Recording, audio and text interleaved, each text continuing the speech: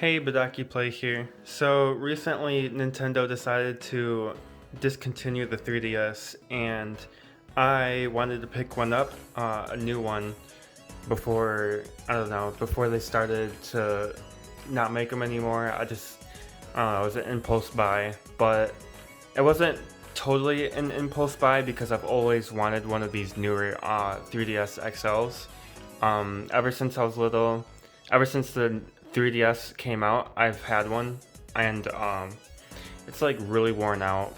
Um, I'm not gonna turn it on because I transferred it to the new one. It's just waiting for a new setup. But one of the other things I've really wanted to do was to hack a 3DS, and I never really got the chance when I was little. But now that I'm more grown up, this is what I kind of have going on. So obviously, you gotta have homebrew. I made a folder at the end, um, with all these cool apps and shit. And so now I also have, I dumped most of these Pokemon games here, and I don't know. I got this Sonic game and some other shit. And right now I'm mainly playing Animal Crossing, but so first off, I'm really liking the new 3DS XL. I like how when you turn the 3D on, this tracker up here tracks where you're at. Let me turn that off. Oh, are you still on? Weird. Anyways, I really like how it tracks you. Um, that was one of the main things that I didn't like about the old 3DS, and obviously the bigger screen.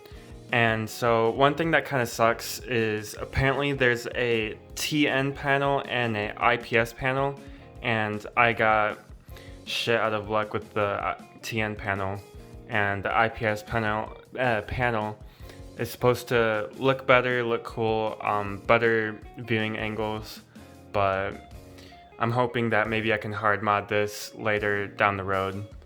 But a lot of people ask me, it seems how it's an old console, would I still use it? And my answer is like kinda yeah, especially with Animal Crossing because that's one of my favorite games. But so one of the reasons why I also dumped all these Pokemon games was to replay them. Um, so these are all these are all the DS games that I have. I have like two more downstairs, but I haven't started them. I've just bought them. But so when I was little, I don't know, too little to like fully appreciate these Pokemon games, especially the earlier ones too. And nowadays, I'm trying to like replay them. I want. At first, I was replaying them on my phone, but I just wanted the experience on the 3DS, and I know that's kind of like a retarded thing to say is, oh yeah, I'm gonna buy a $300 3DS just to play all these games that I could play for free on my phone. But it's just always about that experience, you know? And especially with what was it, Black and Black 2. This is actually my brother's game, and I'm just holding on to it for sentimental reasons. But when you emulate games like these and like some of these other games where you need online access, you can't really do that with emulators. So, and I'm actually not too sure if the dumps will work with online, but I don't know. If I get banned, I get banned. I hear that it's pretty common actually.